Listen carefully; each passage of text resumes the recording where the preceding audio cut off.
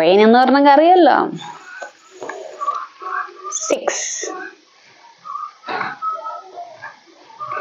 summer.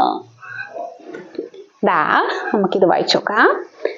Summer is the hottest season of the year with bright sun. Umbrella.